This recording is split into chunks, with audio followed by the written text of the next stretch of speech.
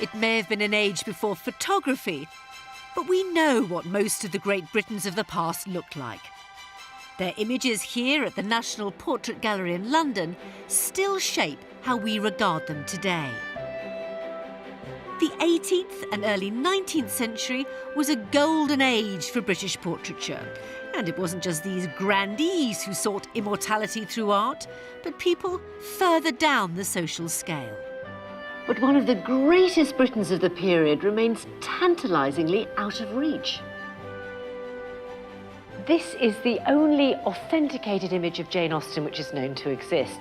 So amongst all these grand paintings, there's only this tiny little sketch by her sister Cassandra, which is a rough little scribble, really. Even people in her own family didn't think it was a good likeness. So what did Jane Austen, one of the most famous authors of all time, really look like? And why are we so desperate to know? People long to find portraits of writers they admire. We all long to find them. And the longing to have one, the longing to feel that here she is at last, is very understandable. Jane Austen is a figure in whom we invest so many different ideas and fantasies about England, about class, about desire, about sisterhood. And I think, on one hand, we want to see her everywhere. Bumper stickers, mugs, book bags. And at the same time, seeing her makes us a little uncomfortable. Now a small portrait has come to light, which its owner believes is a true likeness of Jane Austen. If it can be authenticated, and let's face it, that is a huge if, well, the picture itself would be worth a fortune. But it also gives us insights into the society in which Jane Austen lived and completely overturn our idea of the novelist who for so long has been glossed as dear Aunt Jane, living a quiet, genteel retirement here at Chawton Cottage in Hampshire. The cosy public image of dear Aunt Jane might just be about to change. Could this be the first time the world has ever seen the true face of Jane Austen? If it is the author, what could this picture tell us about the world which she inhabited? And if it isn't, who might this poised, self-confident woman writer be? I went to meet the woman who's determined to find out. Literary scholar Dr Paula Byrne is researching a biography of Austen. In May 2011, she first set eyes on a picture which she believes could revolutionise our view of one of Britain's greatest writers. I looked at the face and I just had this moment of recognition that this could be Jane Austen. It's completely different from what my idea of what Jane Austen would look like. Really? Yeah. In what respect? Can you... Because I suppose I have a much more kind of cutesy idea of her somehow. What did you think when you first saw it? When I first saw it, I had a sort of a deep intake of breath. Gosh, that really looks like her brothers. If Paula's right, her portrait would be one of the literary revelations of the century as it captures the sitter in the act of writing. And some of the details seem to point in the right direction. The architecture in the background could be appropriate to Austen. She came from a church family. On the table sits a cat, often associated at the time with spinsterhood. Austen never married.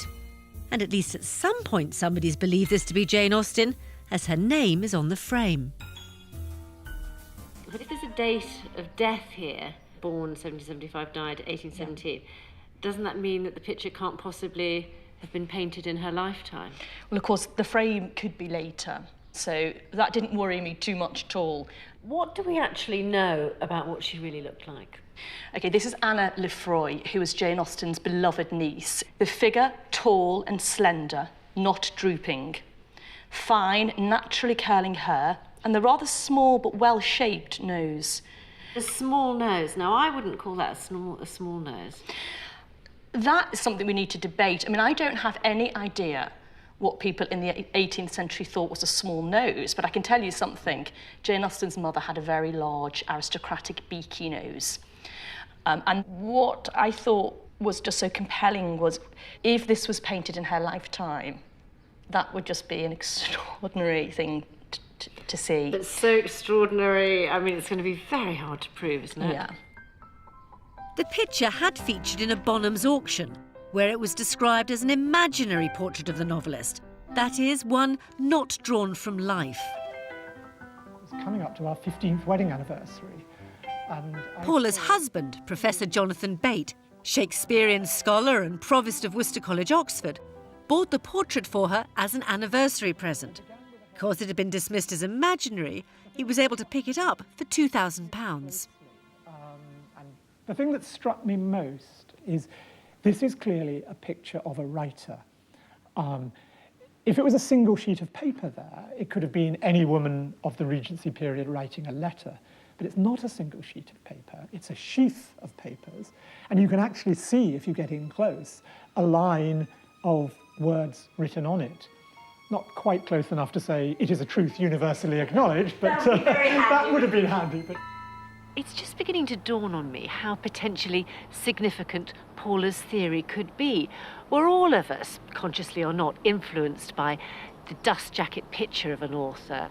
So just compare this, the prettified Victorian image based on the original sketch by Cassandra, and then this far stronger image. There's potentially a lot at stake here. The Victorian image of Jane Austen was commissioned by her family from the artist James Andrews. It reflects their desire to stress her ladylike respectability.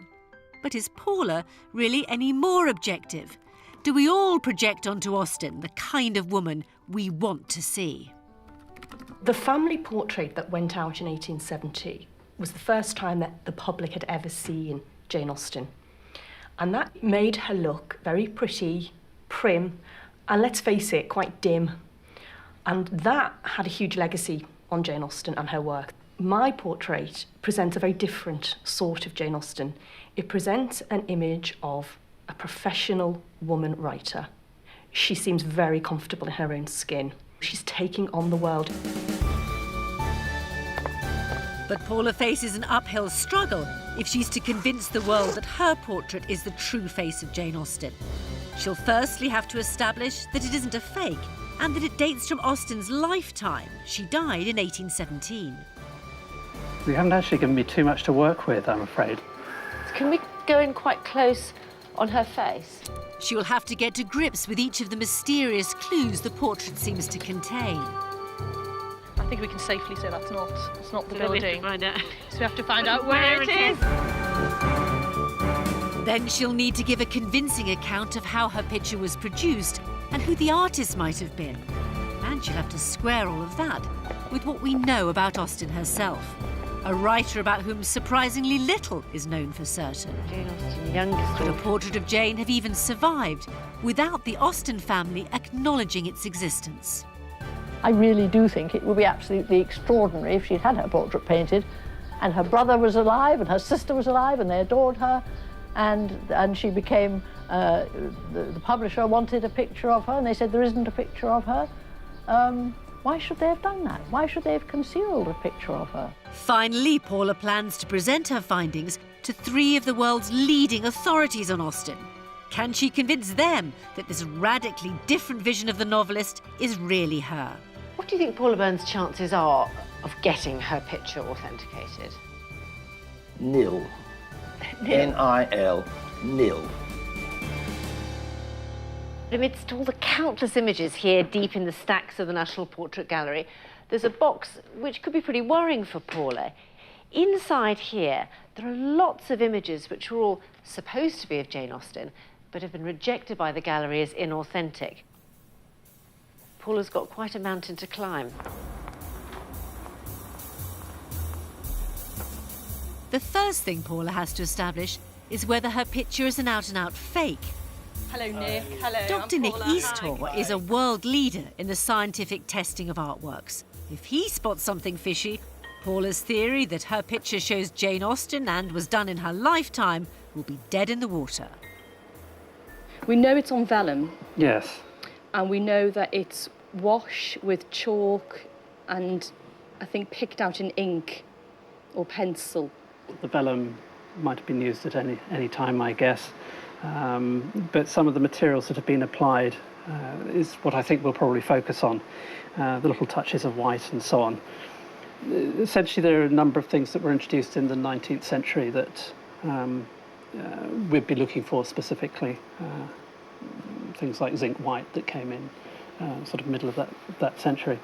We'll have to see what we see. Over the coming week, Dr Easthall will subject the portrait to a series of forensic tests.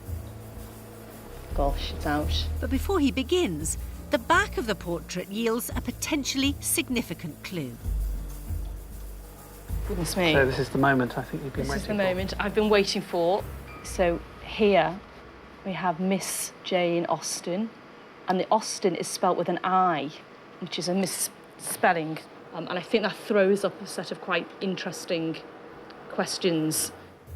Would a faker make such an elementary blunder? Could someone who knew this to be Jane Austen conceivably misspell her name in this way? Or could the inscription simply mean that this is a completely different woman who really did spell her name with an I? During the course of her quest, Paula must find an answer to these questions. There's another thing that's been troubling me. If Paula's portrait really could be Jane Austen, it would be highly valuable. So how was her husband able to buy it for £2,000? While Paula waited for the test results, I tracked down the man who sold it, manuscripts dealer Roy Davids. So how did you come across this painting?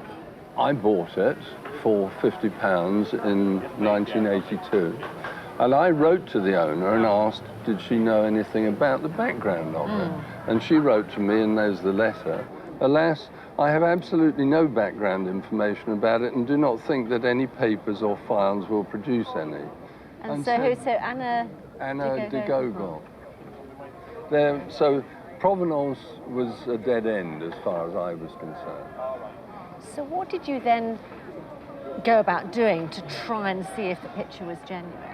Well, over the years, I did little bits and pieces at it. Roy's attempts to authenticate the portrait soon hit an implacable obstacle. It's just not her, just somebody's idea of what, they hoped she might have looked like. Leading Austen expert Deirdre Le Fay dismissed the picture as an imaginary image done by somebody who'd never set eyes on Jane Austen. So when I came to sell it, I felt obliged to take notice of what she had said. She is a recognised name in the field, and I felt that I had to give her full dues. I think it would be worth something between 100,000 and £1 million, if you could prove it. But unless there is an absolute proof that this is Jane Austen, it's not worth 100,000, it's not worth £1 million.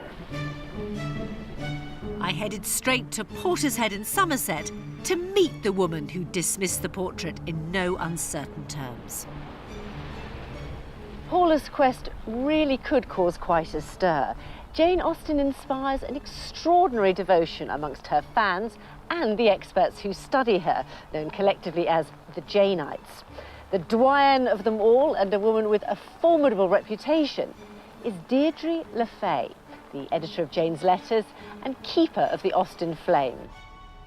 How certain are you that the portrait we're discussing isn't genuine? Are you at all open to persuasion on this? No. Flat no. I'm sorry for whoever may have bought it now, but no, there are too many things wrong with it. It's purely symbolic. It doesn't in any way resemble the family portrait, and it stems from, in my opinion, Brother Henry's original memoir of Jane Austen, which was published in 1818. Henry Austen's description is tantalisingly vague. He says his sister was exceeding the middle height, that her complexion was of the finest texture, and that her features were separately good. What I think happened was that somebody read Brother Henry's description and thought, what a nice lady she must have been. I will draw my idea of her. Like that. That happened 80, 90 years later. But that is somebody's idea of what they thought Jane Austen looked like, which I prefer, which is why I bought it. I think he's done it very nicely. Jane and Cassandra never married, so there was never any reason for them to have marriage miniatures done. There was never any reason for them to have family portraits done. No reason for great big portraits to hang in a small and rather damp parsonage as it was. Deirdre raises an important question about Jane Austen's place and status in her family. How likely is it that a woman like Austen, the spinster daughter of a rural clergyman, would have sat for a portrait in the first place? Every Regency portrait tells a story about how the sitter themselves wanted to be portrayed, the relationship between the artist and their subject, and social status. We're all very familiar with those grand oil paintings of aristocrats in their palaces. But what about the class below that, the world of the gentry, which Jane Austen herself inhabited? A gentry family would be conscious of its history. You know, the aristocracy inherit land and titles, and they're great ones for celebrating their dynasties. The gentry inherit land, but not titles. So commemorating members of the family and passing down portraits would have been important to them. But there's a great range of wealth within that class, that social rank. Austen's particular branch of the family wasn't very wealthy. I mean, her father was a vicar. But in the wealthier branches of the family, there were grander portraits, commissioned portraits, being done during Jane Austen's lifetime. So she would have been aware of other family members having portraits taken. You're seeing the democratization of the portrait, aren't you? There are far more painters, and painters move around the country. I mean, you even think somebody as grand as Joshua Reynolds started just painting the local gentry and going around. And there's a huge proliferation of portraiture at that period. And, you know, and then, of course, it reaches the inevitable crescendo they invent photography. Regency portraits were so much more than status badges, and portrait miniatures held a special place in British gentry men and women's hearts. They were treasured possessions, intimate and often startlingly lifelike keys to understanding and remembering who the sitter truly was. To sit for a top leading London portrait miniaturist would be 30 guineas. I mean, of course, to sit for an oil painting to a top oil painter would be 300 guineas. So this is a major expense. That's why portraits are done for specific reasons. To celebrate children, for engagements, for marriages, to go abroad, and often a miniature, because then a miniature could be worn on the body by the loved one. The obvious analogy that comes to mind is the photo on your phone. We all like to share images of new babies, of somebody's new fiancé, someone who's abroad, who we may not have seen for a while. So could the fact that there's no known portrait of Jane Austen in her lifetime, other than Cassandra's sketch, simply mean her family didn't think she was important enough to sit for one? Paula and I went to Chawton, where Jane and Cassandra lived, to see what we could find out about portraiture and the Austens. So we've got family members here. So we've got George Austen, who is Dad, in the middle there, Reverend George Austen, and then to the left, James Austen, who was the eldest in the family, Francis Austen, who was between Cassandra and Jane in age, and then Charles, who in fact was the youngest. Are these definitely pictures from the Austen family? Yes, they've come down through the family, and so, and we can trace the provenance, so, you know, authentic pictures. And why did pictures exist of the men in the family, but not of Jane? I'm not sure we really know that. I mean, obviously, Charles and Francis had illustrious careers, but yes, it is a bit of a puzzle, really. But then things have appeared or disappeared, you know, through the centuries. Well, perhaps you could help us with our puzzle. Paula, do you want to Yes, I'll Okay, show you this, right. drawing on vellum. Okay. Of this young lady. Uh-huh. My goodness, that's interesting, isn't it? Yeah. So you can definitely trace a likeness there, can't you? It is quite good, isn't it? That is quite intriguing, I must admit. It's that nose really and the mouth, which I always think of as very distinguishing features of the Austens. All right, so who's this? So this is Edward, Lucky Edward, who was the one who was adopted by the rich Knight family. I just wondered if I could bring my colleague in, actually, Anne. So, Anne, do you want to... Anne, can I show you this portrait. Wow. And your reaction? Right, my reaction. Well, it's wonderful. The long neck, which is in the portrait by Cassandra. Yeah. But also that nose and eyebrow plateau is very like. It's familiar. It's familiar, that's what you're It's familiar. Yeah. It's very familiar. Yes. Does it matter if we know what she looks like?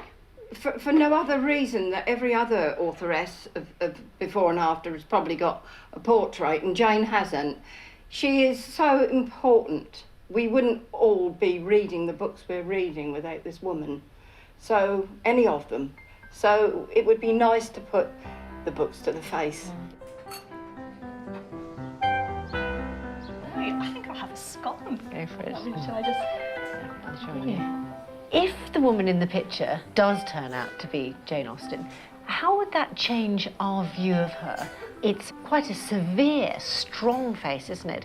It's exactly the view of Jane Austen that I have, which I think is very different to perhaps the view of cosy, demure, spinster Jane. And just occasionally, yes, she would like to write, she'll write a few things here and there. As a sideline? As a sideline, and just to keep the family amused. And when I look at that face, I see that feisty professional woman writer who doesn't write twee little novels. It's a sort of frocks and smocks. Slightly patronising. It's very patronising, and it makes me cross, actually, because that is not the Jane Austen that I know and love. But it was clear to me, looking out from the Cassandra's Cup Cafe in Chawton, that if Paula was ever to upturn the heritage version of Jane Austen, she was going to need a lot more than a hunch about family resemblance. Could we be more objective about any similarities between Paula's portrait and the reliably attested ones of Jane's brothers, Frank, James, Charles, Edward, and her clergyman father George? The recent riots might present a very different vision of life from the one in Austen's novels. But could the techniques used to identify the looters from CCTV footage have a bearing here? David Anley specialises in forensic facial recognition techniques in criminal cases. He agreed to apply those techniques to Paula's picture and to those of the Austen family from Chawton Cottage. If we were in a court of law, which is your normal job, what would you say in answer to the question, could the woman in the picture be related to the Jane Austen family? I've cropped all the images of all the subjects and put together an arrangement of the noses here. Wow. And you can see that, considering we're looking at 6 different subjects, I would say that the artists have portrayed the noses in a strikingly similar manner. Looking at the rest of the face, do you see similarities there or differences? There is a similar broad similarity in, for example, the shape of the eyes. Oh, gosh. Overall. Goodness me. But it has to be said that Jane's eyes are not symmetrical, which is not really the case with any of the others. I suppose the overall question is there a feature that might be described as a family trait which is in some way striking and shared by all of them? And I think the answer is yes, there is. And the nose is strikingly similar. Nor do I find amongst the other features anything sufficiently varied in its appearance as to suggest the lack of any familial connection. So, Paula, what do you draw from this? Well, I think if I were to believe Deirdre LaFay that it's an imaginary portrait, how could somebody have a nose that's like every other member of the family if it was just from the imagination? It strikes me as rather poignant, rather sad that the family didn't think she was sufficiently important enough to merit her own miniature, her own portrait. These were the brothers, they were the important ones. But they weren't the important members of the family. She was. Dr. Eastaugh has now completed his analysis of Paula's portrait. I feel really nervous about this trip back. Honestly, I've had sleepless nights. And I'm really, really worried about the zinc white. That's the thing that I'm anxious about, because he mentioned this thing about zinc white being something that was used in the later part of the 19th century. For the portrait to be Jane Austen, Paula needs to prove that it was done in the writer's lifetime, and the presence of zinc white would make that impossible. Austen's novels weren't published under her name until 1818, a year after her death, and she wasn't well known to the general public until 1870, when her nephew's memoir was published, illustrated by the Andrews portrait. So if Paula's portrait predates 1870, that makes it less likely to have been cooked up later by a fan. The really key stuff from your perspective is from the material analysis. Is it zinc white, do we know? It's not zinc white. I think that's the key thing. Ah. There was another pigment they used earlier in the 19th century, which is barium sulfate, and it had various names. One of the more common ones was constant white. And this is what you've got here. You have the barium sulfate white pigment. Goodness me. And this is, just to clarify, the white bits that we can see sort of on the lace and That's on correct, the yes. headband. And do we have a date? Yeah, that's absolutely key. So this is an early mention from 1811 of constant white. This is 1869. Constant white is nearly out of use.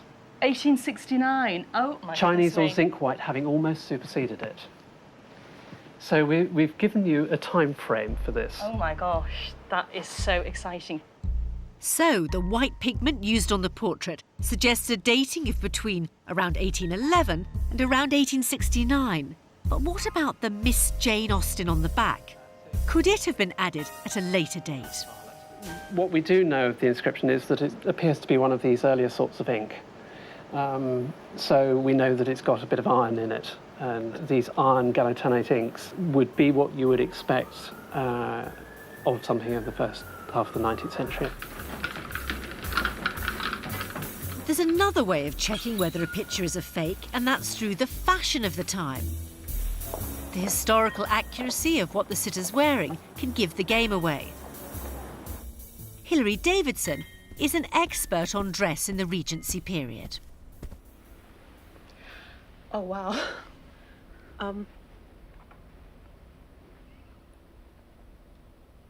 Wow.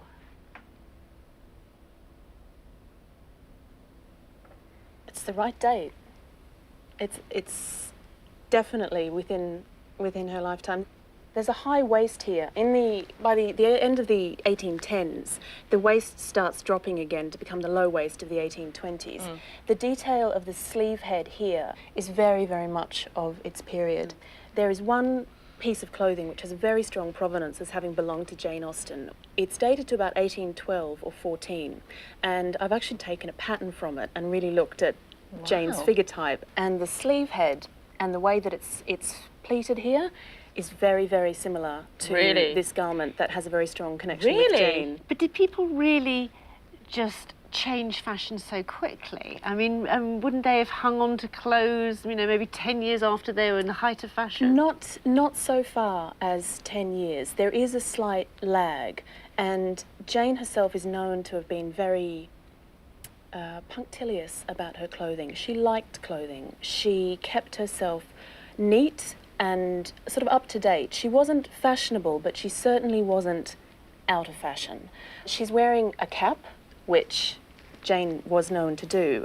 She commented in one of her letters once that it saves a great deal on hairdressing. So everything about this ensemble bespeaks what we know of Jane's social milieu and her own personal tastes.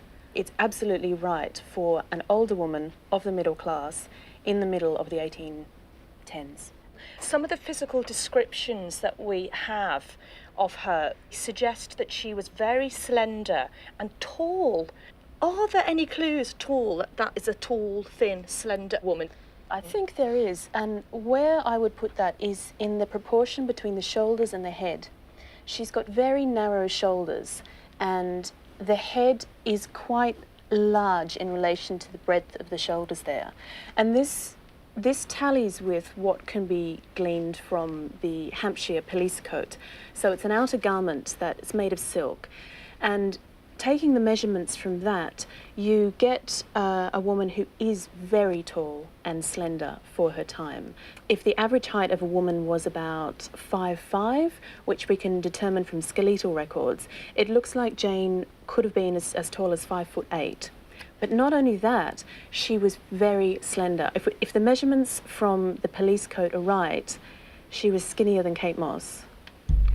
Would it be possible for somebody who was making a fake picture to look back at the fashion of the times and think, right, I'm going to put this picture within Jane Austen's lifetime and just make sure I get the fashion details correct? It's very, very, very difficult to do. It's far harder to fake a dress than it is to fake a picture, but nothing about this portrait reads as wrong to me. This is absolutely 1814, 1816, based on the dress. But if the case for Paula's portrait being done in Austen's lifetime is building, its provenance, that's the story of how it came down to us, looks to be a dead end. Until Anna de Gogel's son gives Paula an unexpected lead. Does it ring any bells? Not at all. Do you know that it belonged to your mother at one point? No, I didn't. Your mother did sell it to a man called Roy Davids, who's had it for 30 years. And he had this letter from your mother. Oh, well, this explains everything. What can you tell us? She was executrix of an estate of a man called John Foster. John Foster was an extraordinary figure. He was an international lawyer, he was a QC, he was a human rights lawyer, a member of Parliament for about 30 years. He died in January or February of '82, so this must be his estate. That was his address, his chambers in the Temple. Goodness me. So I think she was disposing of his estate. Really? So that's why I've never seen the picture. Oh, well, that's a mystery solved. Paula has succeeded in tracing the history of her picture back to the early 1980s, to Sir John Foster, who was Conservative MP for Northwich and Cheshire. But with him, for the time being at least, the trail goes cold. Perhaps someone watching this programme knows more. There's no paper trail linking Paula's portrait to Jane Austen, and the story of how it came to light remains murky at best. But Paula has at least established that it depicts a woman writing in around 1812 to 1815. What she needs to do now is to enlist the help of art historians to try to understand the circumstances in which her portrait might have been produced.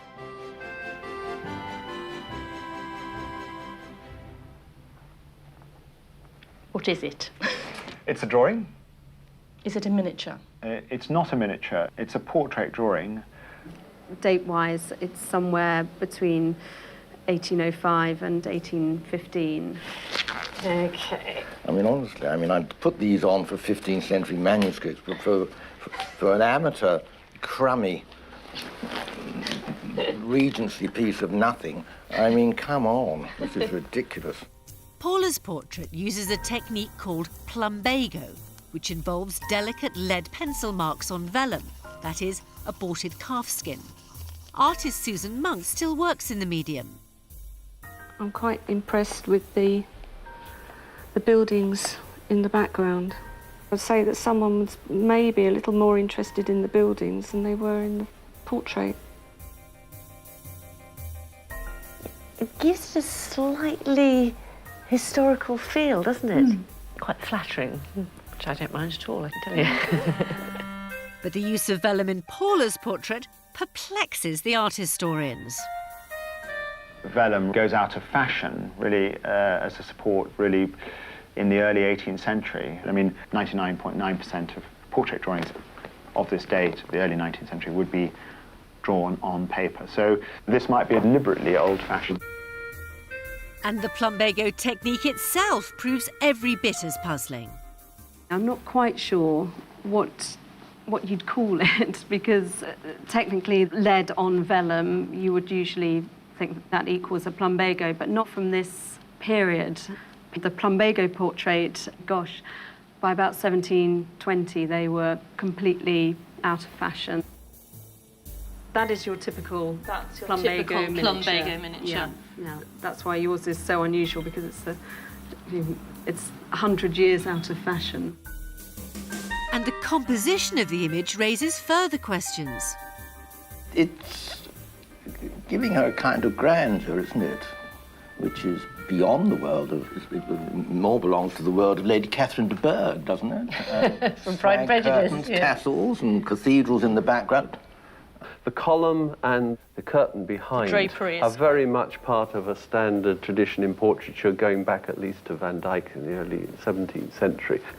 You can see the drapery and you can see the column. Oh gosh, the column, yes. In some ways, you have the basics of the composition of your drawing. But it's the execution of some of the details in the portrait which gives Paula a lead as to the kind of artist she should be looking for.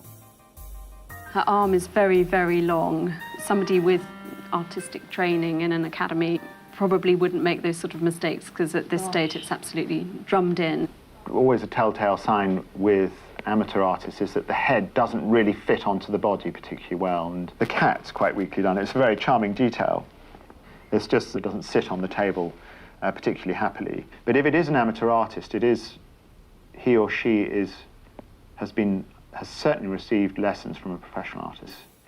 It feels as though she knows the artists particularly well, so it could be a friend or a member of the family, almost as if the artist has walked into the room and sort of, we've got nothing to do this morning, I've got this bit of vellum, you carry on with your writing and I'll sketch you while you do that. I would doubt whether it's the work of a professional painter. There's a huge proliferation of portraiture in that period. And you begin to get the emergence of the lady watercolourist and the lady who does, well, like Cassandra is already sketching by the mid-Victorian period. They're all sitting there in droves painting flowers like no tomorrow. It's a very, very difficult work of art to pigeonhole, actually. I can't tell you how few miniatures on vellum, let alone in a sort of plumbago-style technique, I've seen from around 1815. There's something almost a bit obsessive about this drawing, that it's so heavily stippled and so heavily worked. There's a grandeur implied with the column and the velvet curtain, which are totally at odds with the very domestic sleeping cat. What is significant are the buildings in the background. I mean, I think if you can pin those down, that's clearly significant to the sitter. You can see a little of this. The clues may point to Paula's portrait being drawn by a moderately talented amateur, but there are still many questions. It's a baffling mix of the intimate and the formal, the domestic and the grand, the clumsy and the accomplished. But then Paula makes a breakthrough, which will send her research in a radically new direction. Can we go in quite close to the building? And it's the Gothic architecture in the background that provides the crucial clue. Here we have got the northern end of the north tower of the Tower of the Abbey itself, going up there, and peeping out behind it. It's pretty accurate, isn't it? It is. It really is. Is St Margaret's, and in spite of the scaffolding on the top, you can see the distinctive wooden cupola on the top. There is the square belfry window. There's the clock underneath, and the two little windows below that. So it's representing St Margaret's and just the edge of Westminster Abbey. But this is evidently... Are you sure that that is what we're looking at here? Oh, the identification is 100% certain. The fact that Paula's portrait depicts Westminster Abbey and St Margaret's Church doesn't prove the sitter sat in front of a window with this particular view behind her. Typically, the view would be added later, with the sitter not necessarily even present. Would you say it's more specific than a generalised, oh, she's from a clerical family? Oh, which I'm sure it's specific, yes. It connects her with this particular building. One of these two buildings.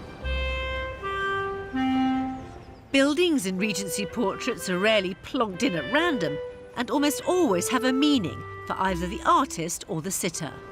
If the painter was trying to make a connection with the literary figures in the Abbey, he would have taken something different. I mean, the most prominent thing here is St Margaret's. But what does that London setting mean for Paula's theory? We think of Jane Austen spending her days in a Hampshire cottage, but in fact, in the years 1813 to 1815, the period to which the costume dates the sitter, she did spend time in London, staying with her brother Henry. This is where Jane Austen stayed. We're in the heart of the West End. It's a thriving, bustling place with there's theatres around. It does feel a million miles away from Chawton.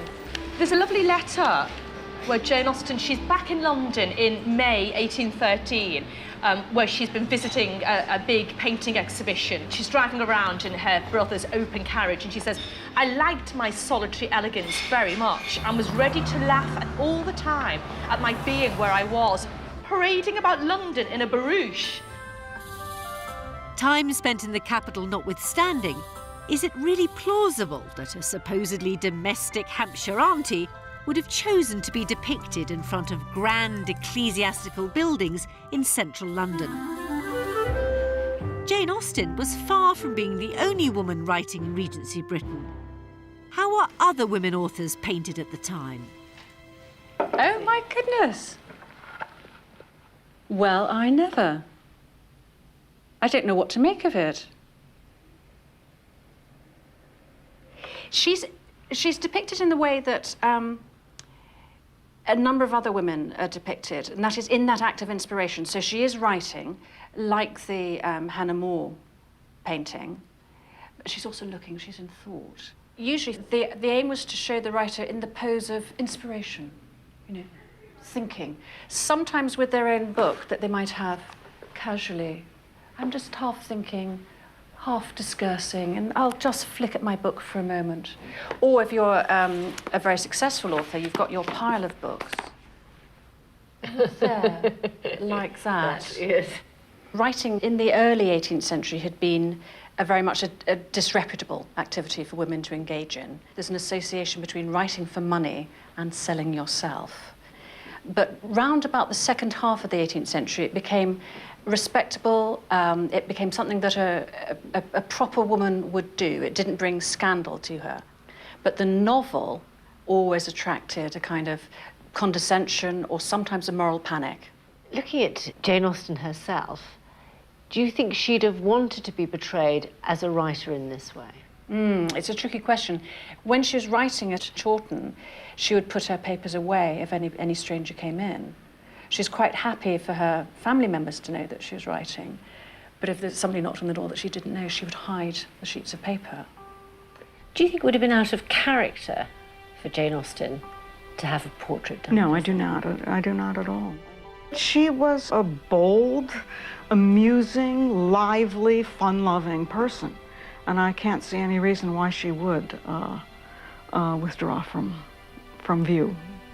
I think she was very proud of her status as the author and very proud of being a novelist. Most of Austen's letters were destroyed by Cassandra after she died. But in the 160 or so which survive, there's the occasional glimpse of Austen's own feelings about portraiture. On the 3rd of November 1813, Austen wrote from London after visiting a portrait exhibition, "I do not despair of having my picture in the exhibition at last, all white and red, with my head on one side." She loved going to portrait exhibitions, and it was after one of those visits that she is able to speak. Is it jocularly? Is it wistfully? She, brings to her lips and onto the page the possibility that there's a portrait of her that could be there. This looks to me like quite a formal lady who is adopting a sort of official position and presenting herself to the world. That's not what Jane Austen was like at all. You can't imagine the woman who writes about having to give doses of rhubarb and cook the mutton sort of posing like that.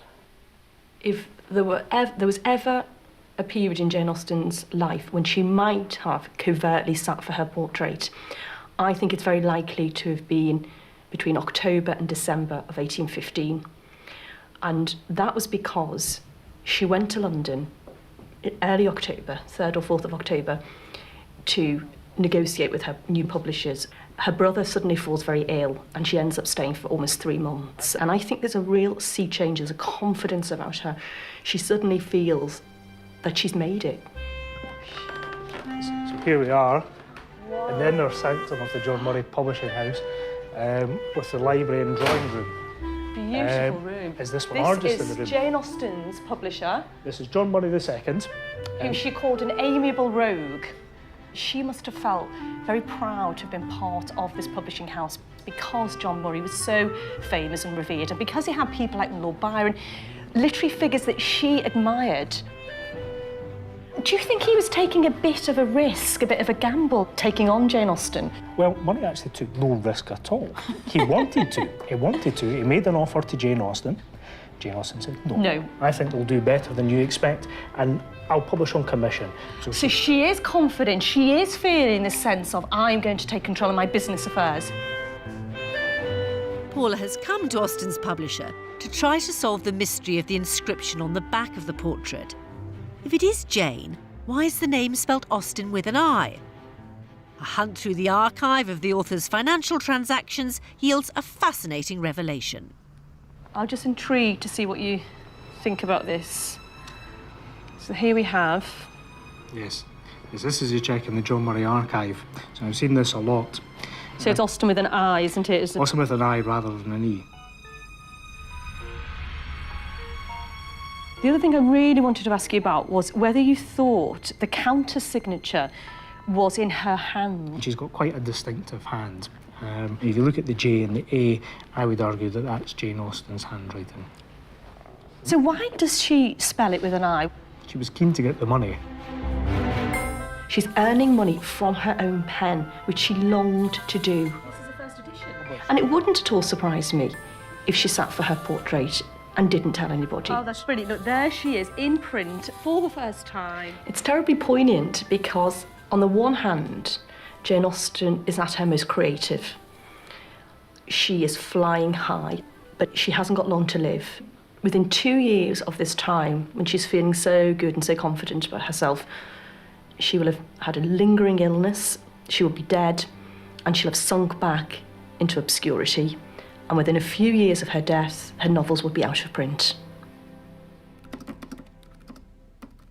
Before Paula presents her findings to a panel of Austen experts, she needs to counter one major argument against her theory.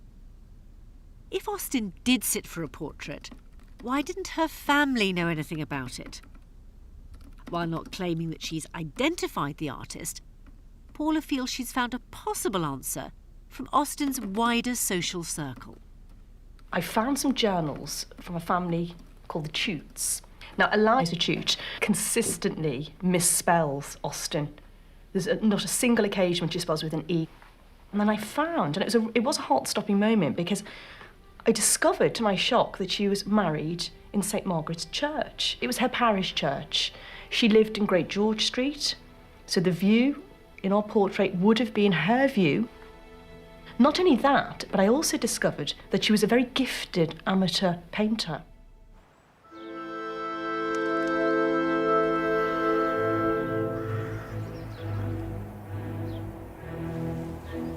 It wasn't exactly Elizabeth Bennet going to Pemberley, but Chawton was the big house in Jane Austen's world. Thank you. Well, this is the big day, the great debate. I'm feeling really excited, a little bit nervous, but I'm just mainly excited. I'm really looking forward to it. Chawton belonged to her brother Edward, who'd been adopted by rich cousins. That's why we've picked this historic venue imbued with so many memories, to bring together 3 preeminent scholars of the Austen world to this very dining table where Jane would have sat with her family. I imagine her walking up this long path from her little cottage in Chawton, perhaps being called upon to do babysitting duties, which she frankly quite resented. And I think about her taking that long walk and very much feeling the poor relation. Paula now faces 3 of the people who know more about Jane Austen than anyone else on the planet. It's quite tiny, isn't it? Professor Catherine Sutherland of Oxford University, Professor Claudia Johnson of Princeton, and the formidable Deirdre Le Fay. No, it's delicate. It's. I'm sure we'll have a lively discussion. Like a curled up moggy on the table. Yes. What did we learn from the fashion historian? She dated the dress firmly to 1812 to 1815. Yes, but I mean, you may have fashion spot on 1 year. That's not to say you don't keep your dress and wear it for several years after, is it? If you sit for your portrait, you wear your dress. You don't go and get something out of your wardrobe that's 2 or 3 years old. You don't. It just doesn't happen. Well, it might happen in a family who are not very well off, like the Austens. But she notices, doesn't she? She notices that in 1815, long sleeves or back It is worth mentioning that in that period, that's a period when Jane Austen has more money than at any other time in her life. 1813 to 15. You have her shopping in Bond Street. Yes. Gloves on, ladies.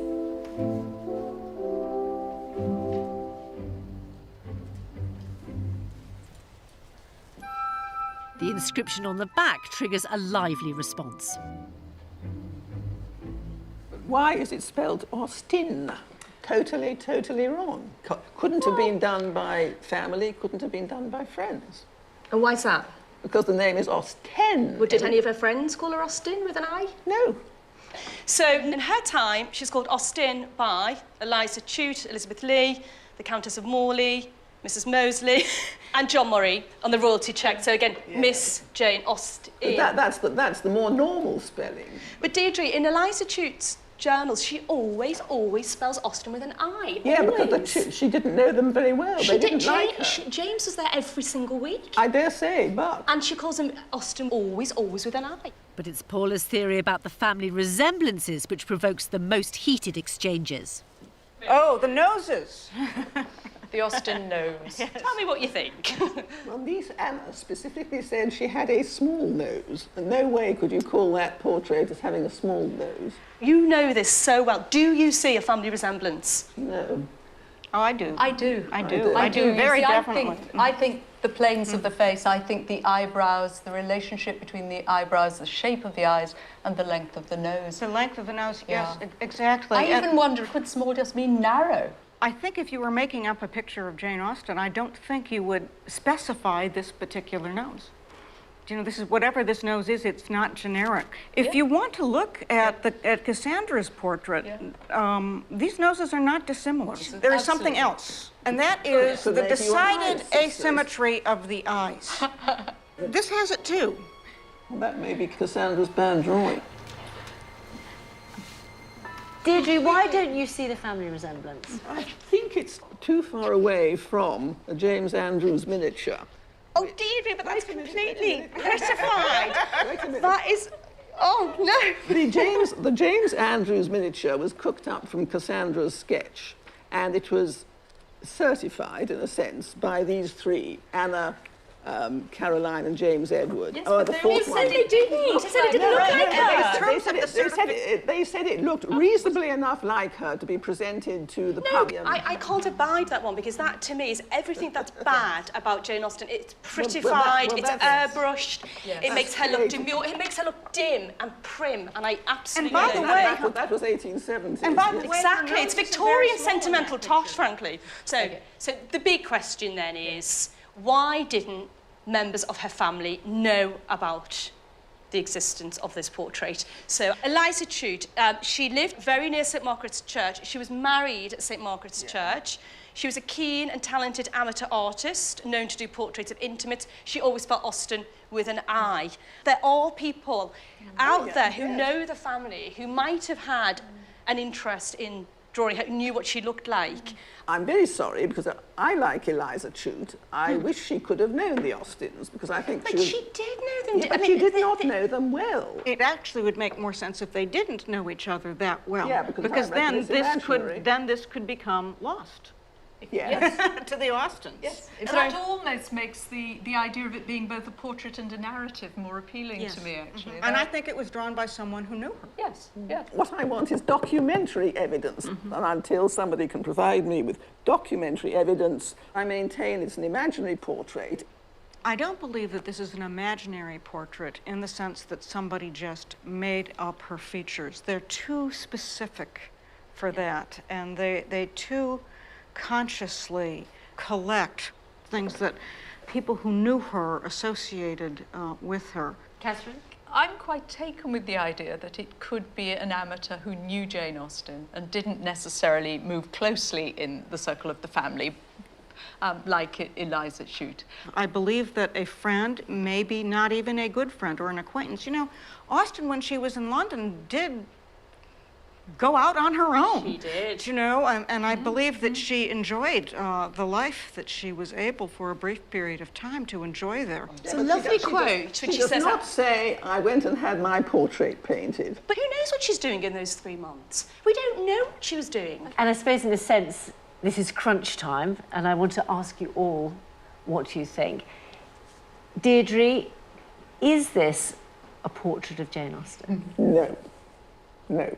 She's looking soulful. She's looking at the heavens for inspiration. She's not. Yes, she is. This is my opinion. She's looking upwards. Like that. Yes, yes. This is what I see in it. That she is solemn, almost sanctimonious, very consciously posed. I am the great writer attitude. No, I couldn't accept that as being her. Catherine? When I look at that portrait, I see an image that looks like Jane Austen. And it looks like Jane Austen, not because it looks like Jane Austen that I carry around in my head or my heart, but it looks like other images I've seen of Jane Austen, authenticated images, i.e. the National Portrait Gallery cartoon. The portrait itself, there are huge questions around it. Who created it? For what purpose? And when? Huge questions there. But I'm happy to think that looks like Jane Austen. I also agree. And when you compare this picture with other members of Austen's family, the case gets stronger. So altogether, I think this is a very intriguing candidate, and I want to know more about it. If this picture does turn out to be Jane Austen, do you think it would change our view of her? Claudia? Some people love to think of Jane Austen as the retired, sweet-natured aunt who put her work down rather than work on her novels every time her nieces and nephews came through, the door. This would certainly counter that fantasy about Jane Austen. Catherine? Doesn't fit our sort of chick-lit view of Jane Austen that we have at the moment. There is no place for, Jane Austen, godmother of modern teenage romance in that portrait. And that's the Jane Austen, of course, who is uppermost in our mind. But it's giving us another facet, another way of thinking about her.